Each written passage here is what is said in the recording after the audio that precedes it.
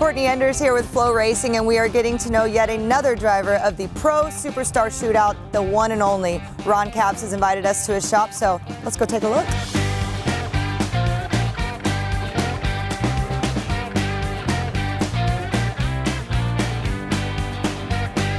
Here at DSR, one cool thing about the access that we have to a chassis shop that's right here in the shop, you literally roll our car down to any work we want done on a chassis or a brand new chassis. The machines that they have here, cylinder heads, a lot of parts, we're still running a lot of the DSR parts. So to get something made, to get something done on the big machines, again, it's 300 feet to walk down and get something made. A lot of really cool things that we can just get done in a matter of minutes, where it might take a team planning, putting a car in a trailer, take it over somewhere, or parts and things like that. So I think a lot of people who watch drag racing don't realize how much on the back end of what goes on and what these shops have grown into, because it's almost like you bring your car, you race. All the winning is done here, as we say. Yeah. You know? The dyno room here. This is the kind of stuff. I mean, look at that. Look at the engine with the supercharger on it. How many places can you go where you see that kind of dyno? It's pretty cool. And then you come over here, and we have another dyno. Oh, awesome. And it smells new. Obviously, this is a brand new room. It does smell new. How important with your program is it to have this set up like you have at the racetrack? I know muscle memory for these guys and everything, but go to a smaller shop or a mom and pop team where everything's different at the racetrack than it is here. Is that important to your guys? It is. You'll see if you look around, Antron's guys were next to us here. When you come in on an off weekend, it looks like a pit area at the racetrack. And it's set up that same way. Everything's plugged in. You can see the car is sitting exactly where it would. You know, you see NASCAR guys do their practice of their pit stops and all that, but to have a car, if they want to bring a new guy in and we got to hire him and we want to mock up an in-between thrash, they can do that, because the car, the trailer, everything, the pit area is exactly like it is at the racetrack. You learn the dance and where you need to be and when with whom. Let's take a step into your pit area. Check it out. Yeah. So how many bodies do you have at any given time? Well, one cool thing about signing up with Toyota like I did last year was the availability, first of all, of brand new stuff. State-of-the-art Toyota GR Supra bodies. We have 2 more coming this year leading into 2024. I was always a driver before becoming an owner, so I never noticed really what kind of went on in between off seasons. I would show up to do photo shoots and the guys would have the cars ready, and you know, you're like, oh, it looks like last year. Well, now I know new bodies coming in, inventory, and the fact that we, knock on wood, didn't hurt a lot of stuff body-wise last year. I'm looking over at the stuff that we have, and it's going to be inventoried as our backups, because they're only 2023s. It is cool that you've got this whole different mentality. I know at the racetrack, being a driver is one thing, but then putting on that team owner hat, same thing here. How much of your role has changed at the shop now that you're the big guy? It's still weird. One of my guys I walked in this morning, he's like, hey boss, and it's still weird to me. Yeah. I really have a lot more respect for the owner drivers in our sport that have jumped in and concentrated on the driving part and not thought about the business. I don't know how they jump in the car and they don't worry about invoices and bills and things going on in their world. So I have a lot of respect. I'm trying to learn, really, still. I think you'll be all right. I think you'll be all right. So show me around your pit. What you got here, where you guys work? This is last year's car that we ended the season with. We're going to show up at the Pro Superstar event with what we had last year, and unload and make a couple runs, and then we're going to go into test mode. It's going to be interesting because there's so much money and so much going on for that event. Teams are going to be trying to test new things. There's going to be new cars, but at the same time, but you're at a race. What do? Do you bring out an old car that you know was good in Pomona when we ended the season? Because that's a lot of dough, and there's going to be a lot of fans tuned into Flo to watch that event, and I don't want to suck. So to know that we have the car that unloaded from Pomona makes me more comfortable. So maybe he'll leave it alone and we'll just unload it for the race, and we'll test some other things on a new car. I don't know yet. If you want to step here and see sort of what goes on in our trailer, 2 cars up above. Our main car and our spare car go up above here. The fans at the track, they see the back door go down, the cars go up. Well, we usually put 2 cars in. A lot of parts get put together here, pistons and rods normally right here. He'll put the racks together. On any given weekend, there's a short block there that's probably $35,000 or $40,000 worth of just sitting there. Not even cylinder heads on it yet. There's a couple more I think in here. Well, engines, I thought it was rear ends, but there you go. It's got ignition on it. that's ready to go. And then the brain trust, that's what we call ours in there. Yeah, so Guido, if you want to come up, We're going to check go it out. bother Guido. Yeah. Any tall people, watch your head right here. Tall people aren't allowed. Is this where the smart people live? This is the war room. The brain cramps come from. The brain cramps come from. So you're at racetrack in here, you got the same setup, no matter where you're at. No. That is pretty cool. We have an office here, but I spend 90% of the time here, close to the guys, what's happening, easier for them to question. When you walk in on a race weekend, there's 4 or 5 more monitors loaded up here. And then we have an assistant crew chief that works here with him, looking at data. And this is where all this stuff happens. They got a weather station that we monitor. I don't know how much you've gone over it with what you've done and who you've talked to, but our weather stations with the drag racers are pretty intense. Yeah. It's not humidity. I mean, they break it down to pieces of water, particles of water per piece of air. And it's crazy how meticulous these crew chiefs are. And every bit of that determines what you do. Like for an R tune-up, 3 water grains is worth a tenth of tune-up. A degree is a tenth of tune-up. 30 feet is 10th of tune-up in our program. On the starting line, you'll see a lot of crew chiefs have pagers, or they'll use their smartphones, and you'll get pages by the minute. Funny cars will adjust some nitro to keep the tune-up number you want.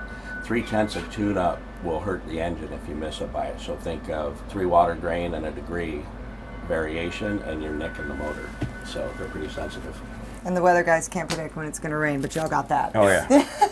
That'd be a good side job. Yeah, no the weather kidding. guy. I love it. So when you guys are not working and you're here at the shop, what kind of shenanigans you guys get into?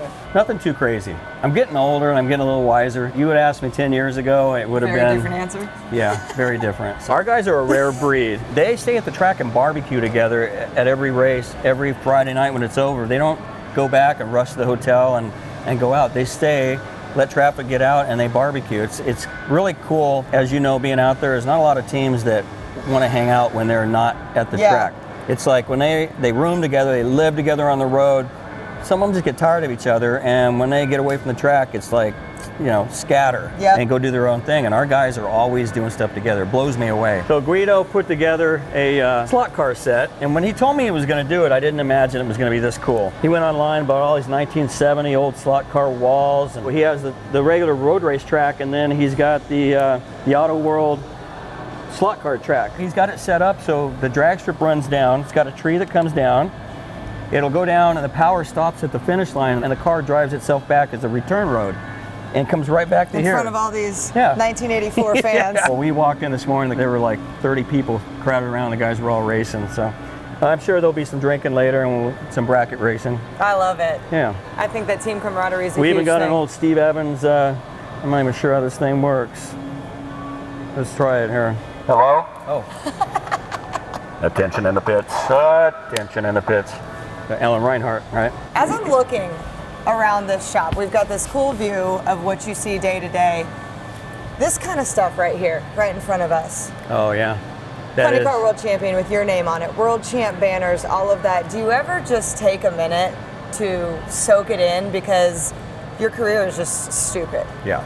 That got me yesterday when I walked in. You remember up until 2016, I was like the nobody, I was the one guy that pretty much what Doug Coletta was this year. Yeah, I mean, I was the bridesmaid. Yeah, and I got so tired of hearing about it. And then we won 16, then we went boom, boom, 21 and 22, and it doesn't seem like it happened to me. I ask this in all of y'all's, especially with careers like yours, but I've lived it on the side where I get to witness it. I'm truly blessed. Y'all are blessed where you get to get in this thing and now you own it and you have all these employees and something cool. But my view, I think, is more special because I get to witness people like you go through milestones and go through these amazing things in their career that you guys are living. And it's hard to absorb it when you live it. And so I really try, and especially with my sister, but through all this stuff at Flo where I'm getting to know you guys as drivers, like, slow down, shut up and think about it. Like your indie thing last year, like big hits of your career. If you had to just, right now, top 3 kind of thing, that's got to be on there, right? Yeah. I mean, Don Pernome, I talk to him weekly, and he will tell me every time. He's still blown away by that weekend. I cried, and I'm not even like a part of your thing.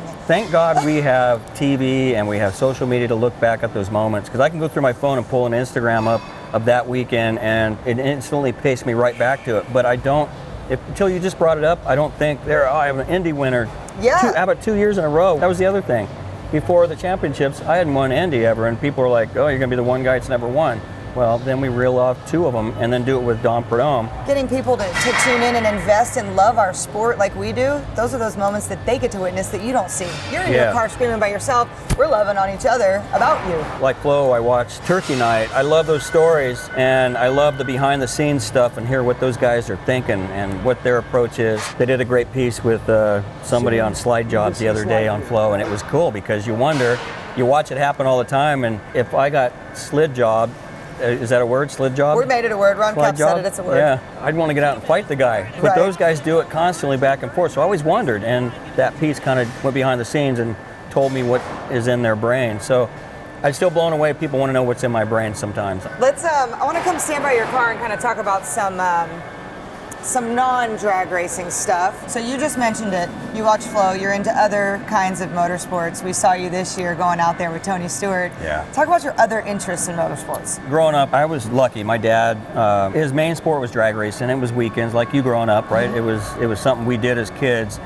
But my dad also was like a local hotshot engine builder, guy that could set up cars, different cars. So our garage always had different race cars in it. And there were times when it had IndyCar, Lola, Can-Am cars. I mean, I had a cool childhood to hang out with my dad. So I was always into a lot of different racing. But dirt, I loved.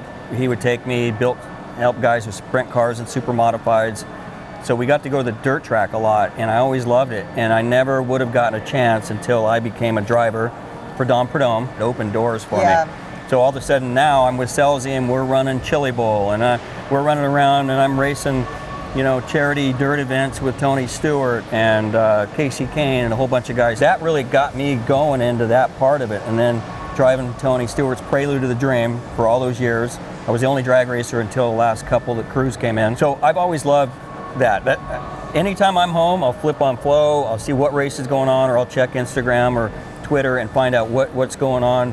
USAC Midgets is probably my favorite thing to watch. And of course Outlaws and High Limit and all that. I like your personality. You like the kind of rough and rowdy of what they've got going on there. And then getting asked to do the SRX was just, watching Paul Tracy run it, and then they sort of got kicked out of it for wrecking too much, and I'm like, man, if I got a chance to just go, and then all of a sudden the phone call came and it was like, oh my God, I get to go, but represent drag racing too. And then, oh, by the way, I get a message from Stewart that I'm starting on the pole.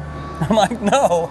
I mean, first heat in front of God in the world, I'm going to be on the pole with Bobby Labonte on my outside, and guess who was behind me? Smoke.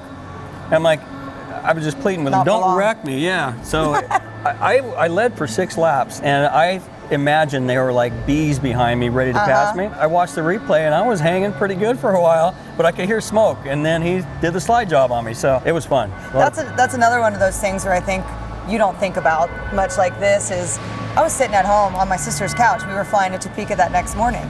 And so we're sitting on the couch watching you, and like she has no idea who she is either, right? But she goes, how cool is this? Ron Capps is getting drag racing in front of the real world. What we do is real, and we have a huge fan base and a great fan base, but we're not there. Yeah. We're not to that deal. And like you said, you had the weight of the entire industry of us on your shoulders. And it was cool. I wish I would have had somebody follow me, because then we leave that event, and obviously we had to all go to Topeka, right? Yeah. I'm on Tony's jet flying at midnight out of the middle of nowhere where Eldora is into Kansas. I looked around the plane and we were about halfway there and everybody's sleeping. I'm like, there's Tony Stewart, there's Leah.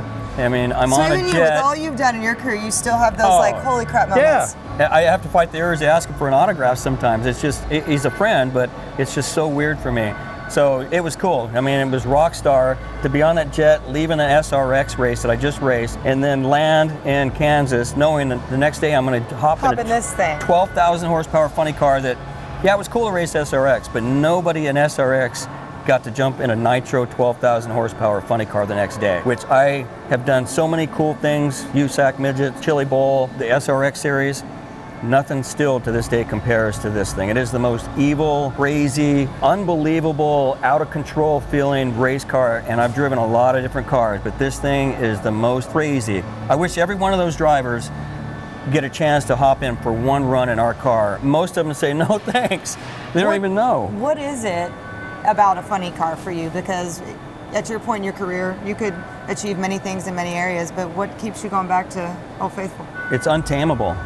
sometimes you feel like you tamed it, and you get banners, world championships. You know, I raced Top Fuel in my rookie year and then switched to funny car later. But the Top Fuel car, and I'm not saying they're easier, but you don't, there's not much that you do. You don't steer a whole lot.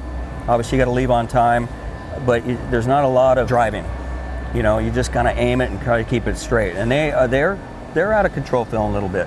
But this thing, oh my God. You have to manhandle it. There is not one run where you just felt like, oh, that went pretty good and straight. I mean, any funny car driver will tell you, you don't know when you stage the car if you're going to make it to the finish line between that center cone and the wall without either touching one of those two or something bad like it blowing the body off of it. You just don't know. They're so crazy unpredictable that it just keeps you coming back for more. It's as crazy. Wild as it is, though, and all those things you said about it, this cockpit, which I want to kind of dive into here for a second, that's got to feel like home to you. It's home. I don't even have to think about what hand goes where during the whole process of burnouts and backing up and all that stuff.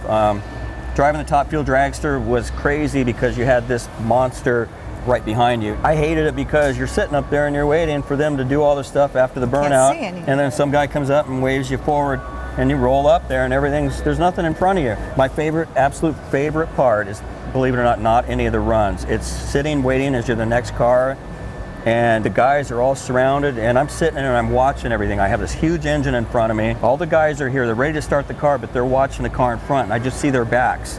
And it's my team, and it's me, and it's this moment before I would imagine a soldier, or before he goes to war and you're gonna jump out of a plane or something. It's just this crazy feeling. I really can't hear in my helmet, but when somebody goes, all right, fire him up, and my guys all turn around and just, you know, takes 4 guys to start this thing, that is probably my funnest thing of all. From getting to the track to the end of the weekend is that little moment in between. That's probably the only second where you get to what we were just talking about, to kind of back up and look at it. This pro race, I want to talk about this pro race here for a minute. What you do in NHRA and the regular world, it's pretty routine. Everything we do, we just pack up like a circus, go to the next town. The circus is breaking loose this time. What are you, as a driver, most excited about for this event? Is it the money? Yeah, money.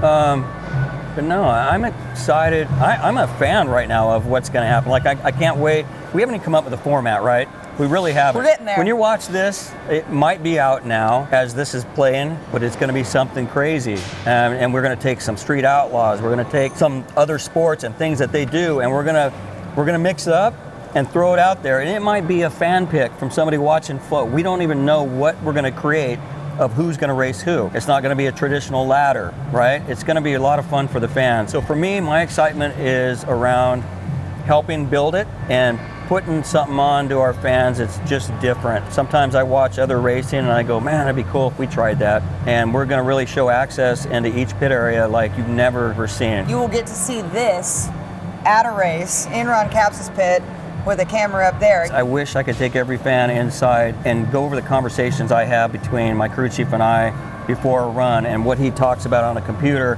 because I know there's so many gearheads like my dad who used to race and now has to sit home and has to watch a telecast that doesn't dive into sometimes really mechanical stuff. But I'm excited about really breaking down some of the mechanical stuff and really show what goes on in there that you never would imagine. It's going to be unfiltered, which is going to be unique, but it's going to be interesting to see. We're the internet, we're not TV. We can kind of do that, but I think that our sport really needs that, and that's why we're doing things like this and getting to know you guys outside of it, because the cars are cool, but in my opinion, the stars are cooler. One last question about the pro race, not in a negative way, but we got a little bit of kickback of going outside of the box. Why do you feel like it's important to kind of break that mold every once in a while and do something different? I'll put it this way, it served its purpose. The things that NHRA has done since we announced that we were doing it, whether it motivated them or not, there were a lot of really cool things that had come out coincidentally right after we announced it, right? Brand new sponsor for the series, a lot of really cool stuff. Would it have happened? Maybe not, we don't know. In the first meeting, we didn't come up with this event to do that. First of all, we're testing, and we do it every year. And we figured while we're testing, why not make some money? Throw some dollars. I mean, it costs a lot of money to run these cars, right? And so why not try to recoup it. And at first was like, let's put on a race and we'll charge money for people to come watch. They'll come watch and put on a cool race. Then we're like, well, let's take it a step further. What would we want to do if we could do our own race? Then all of a sudden, Tony Stewart's in the meeting. We're looking at him like, hey, you got a sprint car series? And then it just started from there with everybody talking about, would it be cool if we did this? Would it be cool if we did that? Antron and me and a bunch of guys that watch Flo were like, dude, one of the best places to watch racing, and it really goes behind the scenes, and a chili bowl and all this stuff was Flo. All of a sudden the next meeting and more, and it just got to be where we're testing anyway. Why not make an event that we want to do? It wasn't to make NHRA mad. It wasn't to take anything away from Gainesville. It's still going to be packed. It's still going to be unbelievable to kick off the NHRA season, but this is something cool. And for me, it's another great event, that a place that we don't go, that I can take Napa Auto Parts, Toyota, and some of our sponsors to a cool track that we don't go to normally. And it's on the other side of Florida, so fans that around the world that can't get to a race can tune in to Flo and really get behind the scenes. And so you can and see if it moves the needle of our sport, big picture, then everybody wins. Yeah, it's racers putting on a race that racers would want to see as fans. Maybe I've never sat in a funny car before. You haven't? Never. Okay, now we got to get you in a funny. Let's come around over here. This is going to be awesome. Super simple, and you're not going to hurt anything. I'm going to grab here, the foot up there. You can grab on to here, up, And then just step, and just slowly take yourself down. When I get in, I just kind of do this, back in. Super easy, and you're not going to hurt anything. Oh my gosh. Get in, I'm out. about to get in Ron Capps' funny car. Get out of the way. 10-year-old Courtney is literally dying. Now, I know your sister has expressed interest in driving. What if we put you and let you drive it before her? You'd be one up on her. We get you to do a burnout, maybe? I don't know if I have said huevos necessary, sir. There you go. Just a See? natural. You've already done the hard part. I mean, I did drive a dragster for years, so I can get in. This is amazing. So the brake is, for years I had a pull brake. Now I have a push brake. Go ahead. That's when I stage the car. I use that. If I'm on fire, I reach up and I pull that to the handle. It lights all the fire bottles off, sprays you, the car. Obviously, it's butterfly steering wheel, parachute button. So, oh wow! So I actually reach over with my thumb, and I actually hit that about the 750, 800 foot mark. Believe it or not, because by the time I hit that, the cord comes out, the valve pulls on the cords, the chute pops open. I've gone 2 football fields like that. So I hit it pretty early, believe it or not. Fuel pump, that's the lever there when you stage the car. Obviously, a huge gas pedal and a clutch pedal. And there's 13 straps, crotch straps, belts, elbows, knees. 13 of them. Now we have these new leg ones that come across here. Okay. And that's the view. I mean, obviously you can't see the track in front of you. Man. See, that's the other cool thing when you asked about what makes this insane. When I'm staging a car, I cannot see the track surface till probably 700 foot mark, that far out, because of this injector in front of you. Sometimes, believe it or not, I've had runs at night where I've watched the wall and watch to make sure I'm, believe it or not, going 300 something miles an hour, watching the wall to make sure I'm not too far over. And this isn't even the crazy. The crazy part is when the body drops down. Because when it drops down, this all is sealed off, and it feels like you're in a coffin. It is the weirdest feeling. This is amazing. And you got the tires right here, right next to you. You try not to think about that. But when the body's down, it seals. You don't see that. Okay. In the warm-up, you see it because they're spinning. Yeah, they're spinning fast. I'm sitting in Ron Capps' funny car. I used to wait in line for your autograph. I remember you girls coming up and just, yeah. And then the movie came out, and then here I am with my daughter loving your movie, and I'm like, well, I know those girls that come up to my trailer all the time. So it was very cool watching you guys grow up. Very Thanks. Cool. This is amazing. This has been amazing, Ron. Thank you so much for letting us come into your shop, get to know you a little bit better so that our FloRacing viewers can get to know Ron Capps before, but I don't think I'm leaving. I think this is where I live now. You can stay. We'll put you to sleep in here. I feel like you could. You ever taken a nap in there while you're waiting on a roll down? Yep. Okay. And I've had to tell my guys, wake me up before we started. You think you know Ron Capps. You do not. But now you do. Come FloRacing. Thank you so much, Ron. We really appreciate it. Anytime.